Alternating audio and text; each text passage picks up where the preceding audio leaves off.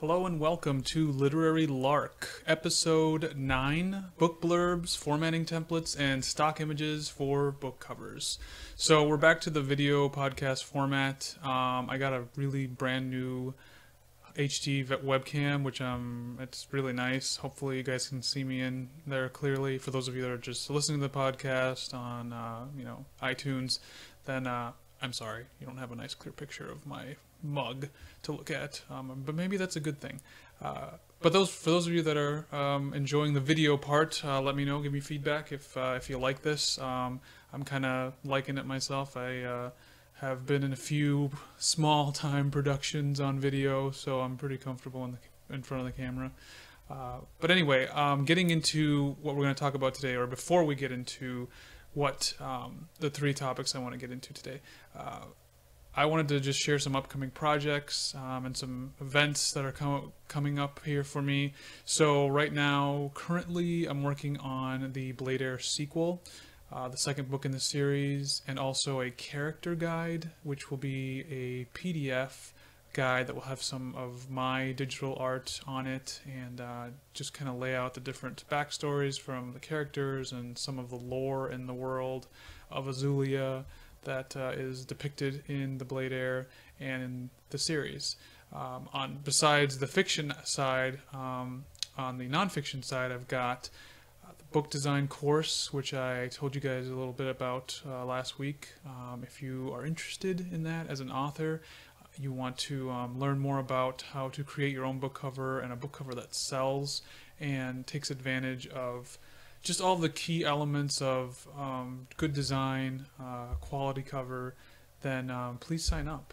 There will be a sign up at the bottom of this page, the show notes, for you to sign up for that, and you'll get some kind of sweet stuff. I got a PDF guide for some best tips and resources for designing your own book cover, and also a mini email course about just the different mistakes that self-published authors make when they design their own covers and how to avoid some of that stuff.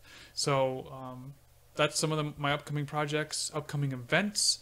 I have been picked for being included in a local author fair here in the county that I live in, Dakota County, in wonderful Minnesota. It's going to be in November, and I'm going to have a booth, and it's some books to sell, but hopefully it'll give me a little more exposure. I've been to one convention so far, and that turned out to be a pretty sweet experience, and it helped me to make some pretty good connections. I was at that event previously in April with Emery Squara. We did that together, and that was kind of cool. So with this one, it'll be more of the meet and greet. I'm hoping to meet some other authors. There'll be 40 authors at the event.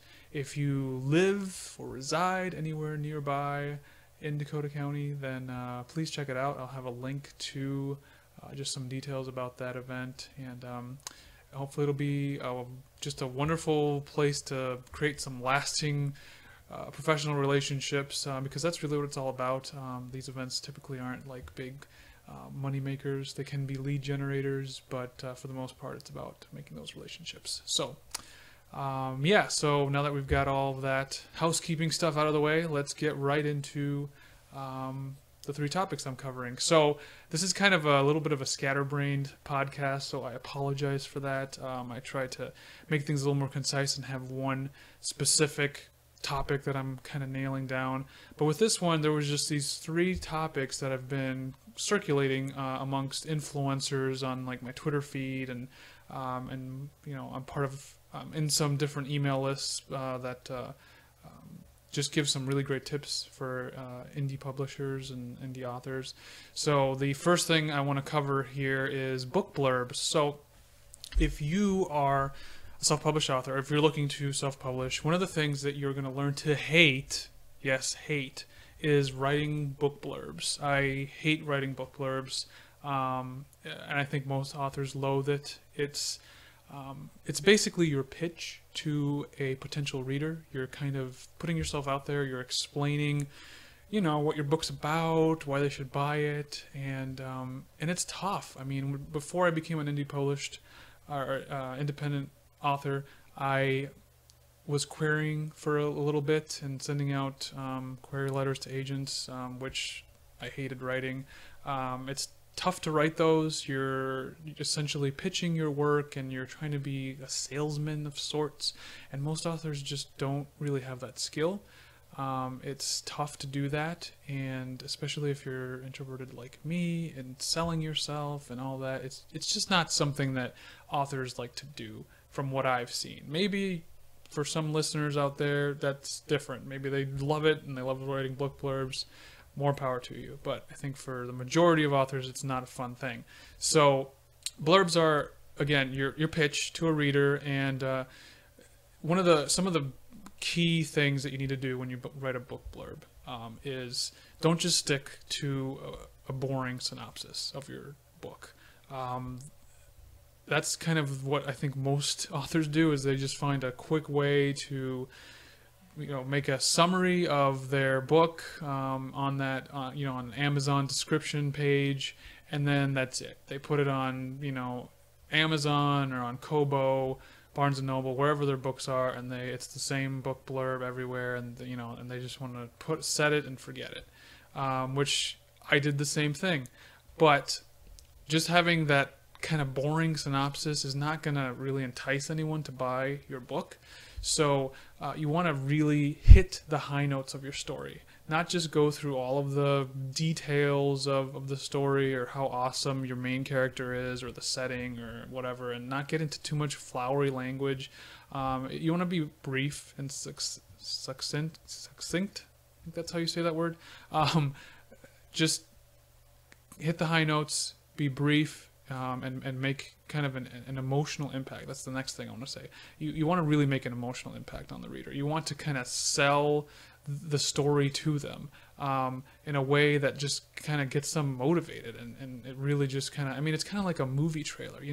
Some of these movie trailers are edited so well that you go see the actual movie and it sucks. The trailer's the best part, but that's just kind of the same thought when you're making a book blurb. You want to hit the high notes, and hopefully, obviously your book shouldn't suck. It should, you're selling yourself and you're selling your work, and it should deliver. But when you're creating these book blurbs, you want to connect it to the audience. You want to make them care about the characters in a very short span of time. And this is tough. It's not an easy, copywriting is not an easy skill by any means. It's an art. But before I get into that part, the other thing, just to give a tip here, is you want to include a call to action at the end after you've laid out your quick brief synopsis. Hit on those, using some kind of emotional language to really get at the reader and get them motivated to really want to read. Then you have to include a call to action. I didn't do this. I didn't include a call to action in my stuff. And that was a big mistake, because, if you get a person to a point where they are like, yes, this is awesome, this sounds great, or they're getting motivated, and then maybe they get distracted as soon as they get to the end of it. They're just like, oh, look at these, recommended reads. I should check some of these out, or let me see the reviews on this, or, it's easy for them to get distracted on an Amazon page. There's a lot of stuff to click on. There's more to scroll down. But if you have a call to action that's bolded and kind of, at the end there, where you just say, buy this book and enjoy this thrilling read, or something along those lines, then you can kind of give them that actionable step that'll help them to go up, click buy, and then they can get on with their browsing on Amazon or wherever they're buying the book. So don't make a boring synopsis. Create an impact with the reader. Make it brief. Make it powerful, and then have a call to action at the end. Even with those tips that I'm sharing, I still struggle with book blurbs. They're really tough to just kind of whittle down a story that could be 80 to 100,000, even longer words into a little paragraph. So thankfully there are people like Brian Cohen, who is co-host on the Sell More Book Show, who is a gifted copywriter. He recently has been offering a service on, I believe it's Book Best Page Forward is the website that he is delivering this service on. He's done a lot of work with different, just as a freelance copywriter, and he'll write a book blurb for I think about 60 or 70 bucks, and that might seem like a lot, but you pay more for book covers, people pay more for formatting,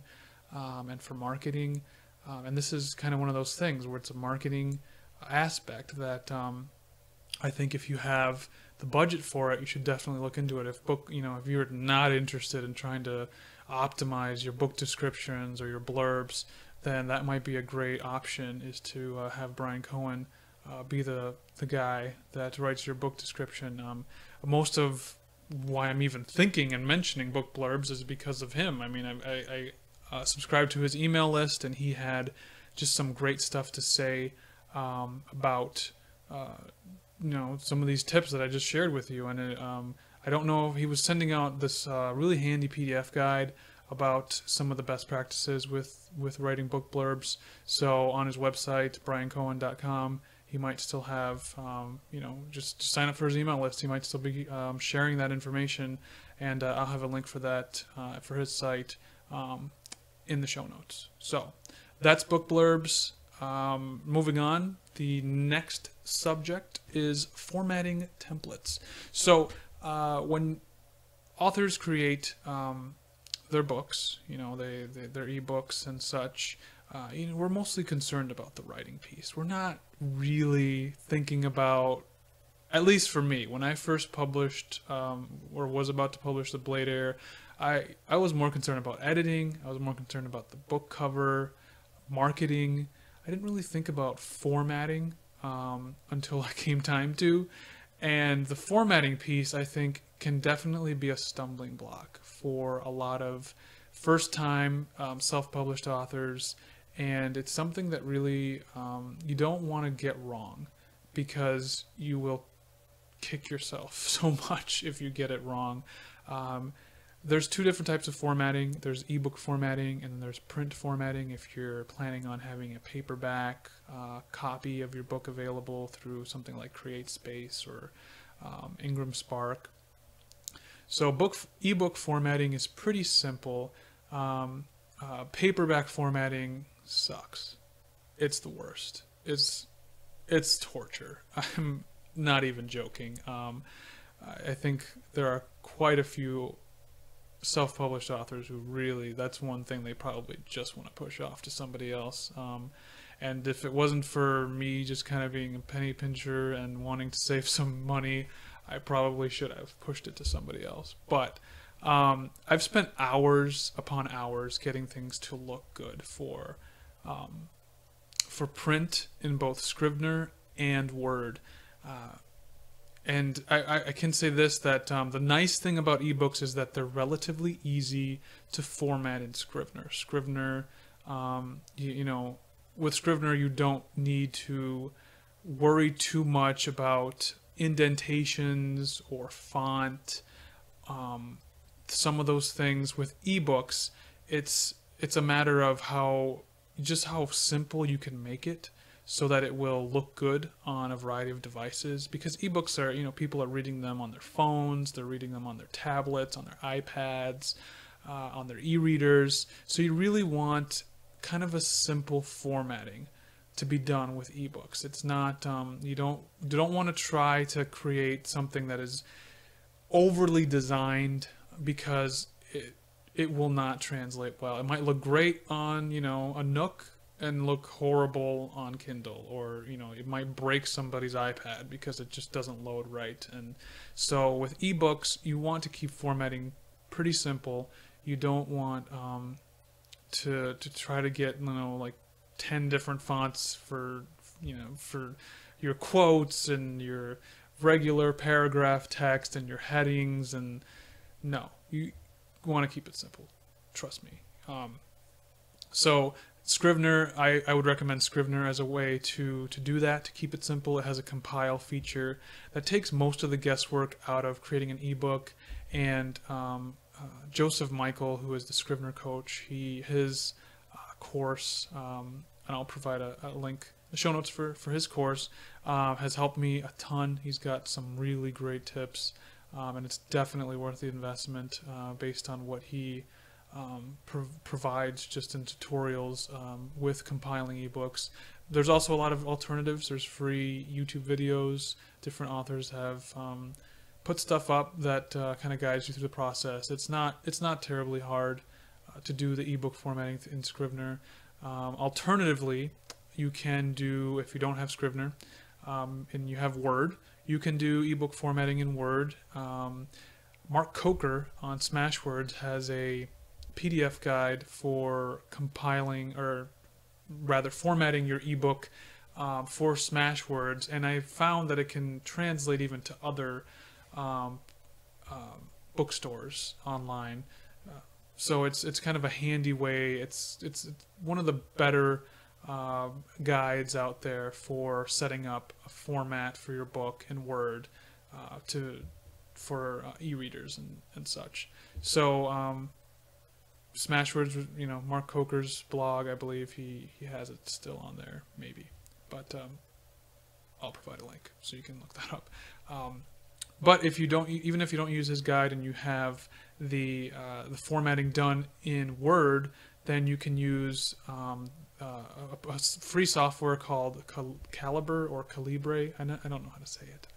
I like to call it Calibre because it sounds a little exotic, but it might be Calibre for all I know.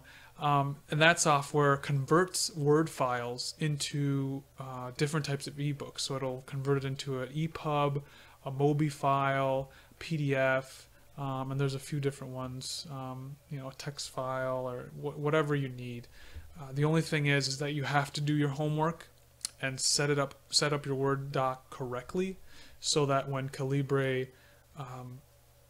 formats it and converts it into the appropriate format, it doesn't look really shoddy. So just do your homework before you look into any of these different ways to do ebook formatting. But as a general rule, ebook formatting is typically a lot easier than paperback formatting. So as a segue to that, print formatting, it's like I said, it's tough. Top-notch designers use programs like InDesign, Adobe InDesign, but that program is most likely too advanced for most authors. I've never used InDesign. I've seen some videos on it, and it looks overwhelming, and that's coming from someone that uses Photoshop a lot. Photoshop tends to look overwhelming to new users, so I wouldn't recommend trying to, download a trial of InDesign and trying to just mess around to make a paperback template or format or whatever. That sounds awful. It sounds like a pain. So Word is suitable for formatting. I've used Word for my books to create templates for the Blade Heir, for Thy Kingdom Come, both of those books, and even for for one of my free short stories. I think I used Scribner for, it wasn't in paperback, so I didn't use Word. But Word is it works fine, and it's if you need if you have a template, it's the best way to go. There are some templates. If you don't use a template, then you'll probably be pulling your hair out trying to figure out how to make it work in Word. So there are some options for templates in Word for print. Joel Friedlander, who runs the Book Designer website, he's got some really nice templates for print books. They do cost some money, but they're really nice. And Joel's been in the book designing business, interior design for books, for years, and he is very well versed in that. And I've never used any of his templates. I've never purchased any of them, but I definitely have wanted to, and they're on my list probably for whenever I can afford them. yeah, he's a great guy. He's got a few different tips for authors on his website, different blog posts that are pretty popular about for self-publishers who want to create some templates and some and do the formatting of their paperback books in Word. But he explains a lot of different stuff. I'll just show you here just kind of kind of this book right here, like the interior. You know, you've got stuff like you've got the gutter and the margins here. All these things you don't really think about when you're publishing a book. You don't think necessarily about, oh well, you know, it's just words on a page. How hard can it be? But there's all kinds of stuff. You know, you've got your headings and your page numbers. Trying to do this stuff in Word is really difficult. It's not as easy as you think it would seem. I mean, when I was in college, I used footnotes on a lot of my papers, and I did page numbers and chapter headings or headings for research papers, and I thought, oh, this is a cinch. How hard can it be? It's not easy. It really is not for a book. I mean, it's easy to screw things up, to get page numbers incorrect, and that's not what you want. You don't want your readers to be looking at your book and thinking, why is page 155 after page 200? That's not something you want. That will definitely be a red flag. Even if your story is amazing, you want a good template. And Joel's website provides that. He provides those for a fee. If you're kind of looking for this on the cheap, then I would say Derek Murphy of Creative Indie. He has some free Word and even InDesign templates on his website that are excellent. They are totally free, and he's even laid them out by genre. Joel has some by genre as well, but Derek has got, I think he might have a few more genres represented. So I'll have a link to both Joel and Derek's templates on in the show notes, and I definitely recommend, if you're going print, if your book is not if you've only got an ebook and you're thinking about doing print, then definitely look for templates that are good, not just something you're trying to make. I made my own. They're serviceable, but in the future I'm probably going to be using Derek's templates or Joel's. So with that, last part of this podcast, stock images for book covers. So as part of all the research that I'm compiling for book cover design and the ebook, I've been looking into stock images that don't break the bank for authors. One of the things that is tough to justify is, it's just, you can get really, when you're creating your own content and you are publishing it yourself, expenses can get really high, especially when you're starting out. You want things to be, you want to get a good return on your investment. So there are a number of stock sites out there. I'm sure you've heard of some of them: Shutterstock, iStock Photo, Big Stock, Fotolia, Deposit Photos. There's a bunch of them, and most of them have a monthly fee. You pay a flat fee each month, and you get 5 to 10 photos. Or you can pay a fee per image, and usually that'll run you more. But most authors aren't designers, and they're not looking to buy, or they're not bloggers looking to buy dozens of photos each month. So, but it still can get seriously expensive if you're doing a lot of cover design work. If you're publishing maybe a novella every 2 months or every month, if you're buying stock photos, that can run, that can get pretty expensive over the course of a year. So,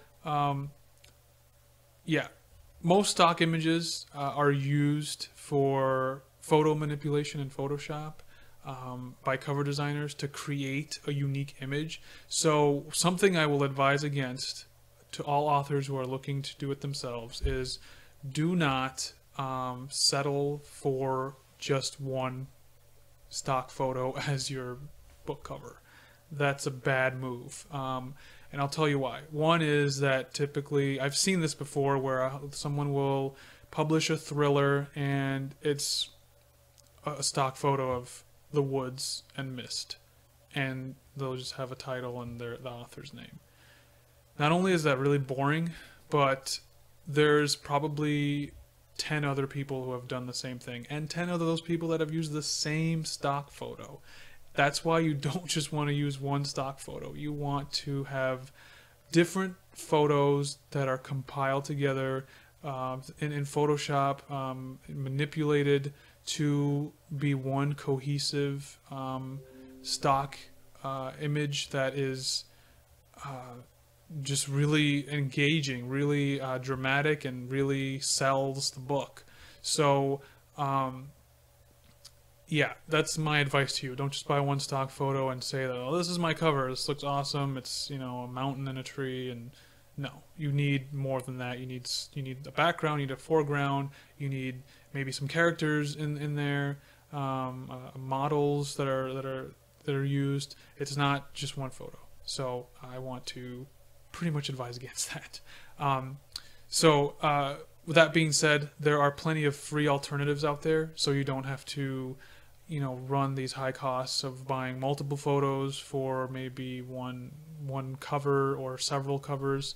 And Optimize Press, which is Optimize Press is a plugin, or it's a plugin. It's also kind of it's a landing page creator. It's mostly used by marketers, online marketing, and companies use it too. And it's a great plugin. It's around, it'll run you just under $100, but it's amazing. It helps you create some really great landing pages. I'm using it now as a landing page for my for the offer that I'm offering right now. For the Blade Air for free. And landing pages are just a great way to get leads, get people to convert as far as like giving their email and opting in for an offer. So Optimize Press has these beautiful landing page designs and templates, and that's what they do. And also the plugin is also for web page design and different other features. But I say all that because Optimize Press, they have a blog on their website, and they published this post that provides not one, not two, not even three, but 63 free stock photo sites. These are sites that have stock photos that are either you just have to give, you know, props to the photographer in your book, you know, in the copyright section, or they're in the public domain, so they don't cost you anything. And these aren't just, you know, these are photos from experienced photographers. It's not some kid with a point-and-shoot camera. These are nice, and there's 63 different sites that Optimize Press covers. I will have a link in the show notes for that blog post. It's great. Bookmark it if you are looking into doing your own book cover design. Highly recommend that blog post. It's awesome. So check it out. So that's it pretty much for this week's show. I just want to say thank you for listening. I enjoy doing this, and give me some feedback on the video. If you enjoy having video and seeing my face. For those of you that are just listening on the podcast, then that's cool. I'm hoping my voice is not boring, and that what I have to tell you guys here is helpful. So for those of you that don't know, as I said before, I am offering a limited time offer. I keep saying that. It sounds horrible, doesn't it? Maybe I can edit that out. But the Blade Air, the first book in the Azulia trilogy, is free for a limited time on my website. You'll see the offer right on the home page. Check that out. My latest book, Thy Kingdom Come, is also available for post-apocalyptic fans out there who want to give that a read. But otherwise, you can find me on all kinds of social media. I'm on Facebook, Twitter. Subscribe to this podcast on iTunes and on Stitcher, and you can also watch the videos now on YouTube. So all those different social media channels you can find me on. And if you ever need to contact me, my contact details are on my website, danieladorno.com. Thanks so much for listening to Literary Lark today. Have a great day and go sell some books.